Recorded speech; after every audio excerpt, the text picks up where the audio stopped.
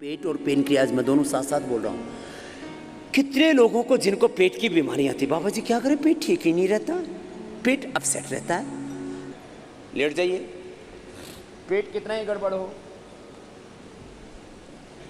अब पेट के लिए, पेट की कई तरह की प्रॉब्लम है, गैस, कब्ज, एसिडिटी, इंडाइजेशन। दोनों पैर मोड़ लीजिए। अब दोनों हाथ की उंगलियों को इंटरलॉक कीजिए। देखो तरीका यही होता है, पैर ऐसे मोड़ेंगे, ऐसे दोनों हाथ ऐसे उठाएंगे, फिर ऐसे उंगलियां इंटरलॉक करेंगे, फिर घुटनों पर ऐसे रखेंगे, पंजे नीचे दबे हुए,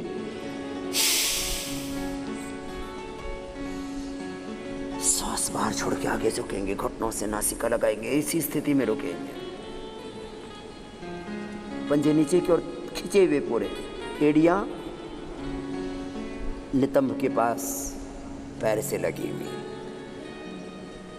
एड़ियां पैर से लगी हुई, टच करती हुई, जंघाओं से, कुल्ले के ऊपर जंघाओं से टच करती हुई एड़ियां, और दोनों घुटने पास में, घुटने दूर दूर नहीं। उत्थान पादासन, घुटने सीधे, पंजे तने हुए,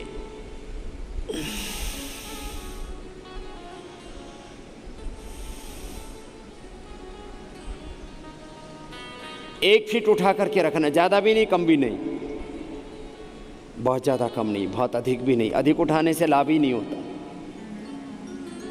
1 फीट उठा के रखिए, घुटने सीधे, पंजे तने हुए, सिर जमीन पर, घुटने सीधे रखे, तान करके, अभी नीचे नहीं लाना है, खबरदार, जो नीचे लेकर के आएंगे उनको लाभ नहीं होगा। किसी किसी ने ऊपर उठा रखा है 3 फीट तक, नीचे लेकर के आओ, वापस जमीन पर। किसी किसी का अभ्यास उल्टा हो रखा है, पैर यूं दिखने नहीं चाहिए, आप ऐसे ऐसे, कुछ तो इतना उठा रखा है, किसी ने इतना उठा रखा है, ये गलत है। यूं आप जब लेटे होते हैं तो आपके पैर आपको दिखाई नहीं देने चाहिए, दिख रहे हैं तो गड़बड़ है। समझ में आई बात? उत्थान पादासन, आधा से 1 मिनट ऐसे करना। पहले दिन से नाभि, धरन, इधर यूपी में नाड़ा बोलते हैं, यहाँ नाड़ा बांधते हैं ना, तो ये नाड़ा बोलते हैं इसको। बोले नाड़ा डिग गया ना, जो भी नाड़ी डिग गई, नाड़ा डिग गया, कुछ बोल देते हैं। उधर गुजरात में पीछोटी खिसकी गई आम की है, स्वामी जी हमारी पीछोटी खिसकी गई, शू करवानो, तो आ गई लो भाई। पछी इधर बोलते हैं उत्तर भारत में, बोलो नाभि डिग गई, धरण डिग गई, धरण डिग गई। पूरे भारत में ये मान्यता है कि ये नाभि डिगती है तो गड़बड़ होता है, और ये प्रैक्टिकल है ना। नाभि की धड़कन नीचे की ओर तो दस्त, ऊपर की ओर तो कब्ज, दाएं बाएं और चारों तरफ फैल जाती है, तो पूरी बॉडी, माइंड और पूरा जीवन का ही संतुलन बिगड़ जाता है।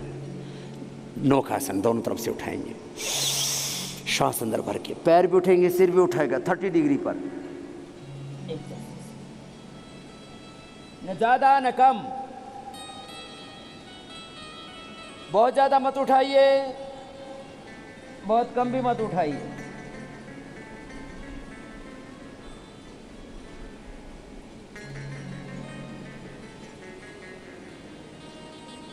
घुटने सीधे, पंजे तने हुए, खिंच जाता है पूरा शरीर एकदम।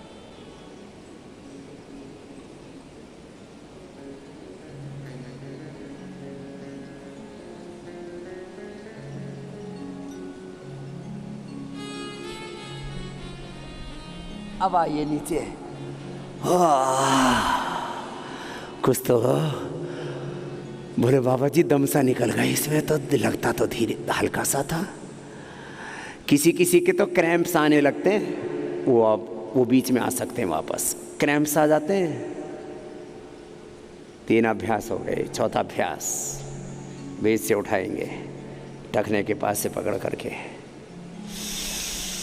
कंधरासन या सेतुबंधासन इसको कहते हैं। ऊपर उठा दिया, ऊपर उठाने के बाद श्वास बाहर छोड़ के पेट को अंदर खींचे पूरा, और पेट पूरा रसातल से धरातल से रख जाएगा, पेट पूरा पाताल में चला जाएगा।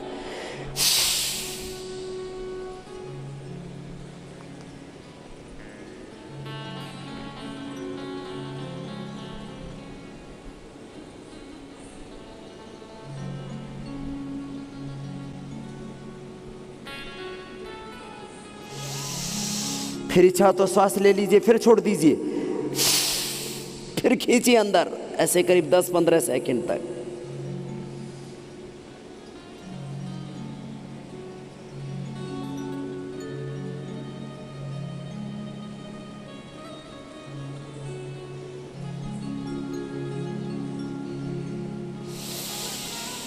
नीचे आ जाइए, पैर सीधे, पांचों आसन, पादांगुष्ठ नासा स्पर्शासन। पहला आसन था पवन मुक्तासन, दूसरा उत्तान पादासन, तीसरा नौकासन, चौथा कंधरासन या सेतुबंधासन, पांचवा पादांगुष्ठ नासा स्पर्शासन। दाहिने पैर को मोड़ लीजिए, देखो पैर ऐसे मोड़ेंगे, हाथ ऐसे ही उठेंगे, ऐसे। फिर हाथ की उंगलियों को ड्रॉ कीजिए, पैर के पंजे को पकड़िए, श्वास बाहर छोड़िए, पैर को खींचिए, खींच करके पैर की अंगूठी को नाक से लगा करके रखेंगे ऐसे। कोहनिया करीब उसमें 4 इंच का फासला, ऐसे सामने, ऐसे नहीं, ऐसे हाथ ऐसे खोल के नहीं, कोहनिया ऐसे सामने। हो सके तो कोहनिया मिला दे ऐसे, नहीं तो 4-5 इंच का फासला रहता है तो अच्छे से। बाएं पैर जमीन पर पूरा सीधा, पंजा नीचे की ओर तना हुआ, पैर ऐसे नहीं रहना चाहिए कभी भी, ऐसे ऊपर की तरफ पंजा नहीं, पंजा ऐसे ही नीचे की ओर खींचा रहेगा प्रत्येक आसन में। चाहे सीधे लेट के करें, चाहे उल्टे लेट के करें, चाहे बैठ करके अभ्यास करें, पैर के पंजे ऐसे खींचे रहते हैं। शरीर की साधना, इंद्रियों की साधना, मन की साधना, मन में उठते हुए विचारों की साधना। साधना का अर्थ है समग्रता से अपने अस्तित्व को सम्यक दिशा में, सभी दिशाओं से उन्नत बनाना।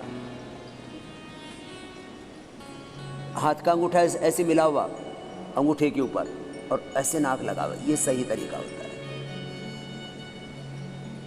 छोड़ दीजिए, दूसरी तरफ से इतनी देर करना था, दूसरी तरफ से देखो ऐसे, ये ऐसे अंगुलियों से तो अंगुलियां मिल गई, अंगूठे से अंगूठा मिल गया, और जब ऐसे पैर को पकड़ा तो अंगूठे के ऊपर अंगूठा आ गया। ये पोजीशन बनेगी ना ऐसे, ये परफेक्शन इतना माइन्यूटली माने पूरी सूक्ष्मता में जाकर के हाथ, पैर, पेट, पीठ, एक एक अंगुली, अंगूठा, सब कैसे परफेक्शन में रहे, ये कुशलता।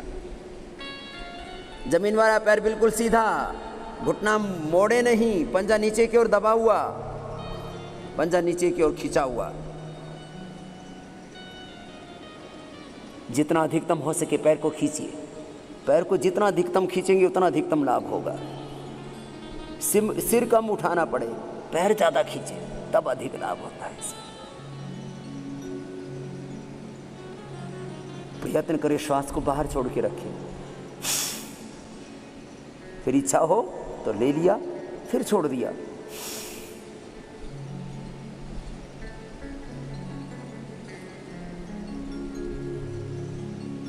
फिर वापस पैर सीधा। अब दोनों पैर एक साथ मोड़ेंगे, अंगूठे से अंगूठा, एड़ी से एड़ी मिली हुई, पंजे से पंजा मिला हुआ, अंगुलियों से अंगुलियां मिली हुई, ऐसे पूरा परफेक्शन। ऐसे एड़ी भी ऊंची नीचे नहीं, देखो हर एक स्तर पर परफेक्शन। अब दोनों अंगूठों के पास हाथ के अंगूठे आगे ऊपर। अब पैरों को ऐसे खींचेंगे। जिनका शरीर बहुत ही फ्लेक्सिबल है वो तो ऐसे बस थोड़ा सा सिर उठाते हैं और ऐसे खींच के लगा देते हैं और रुकिए इस स्थिति में।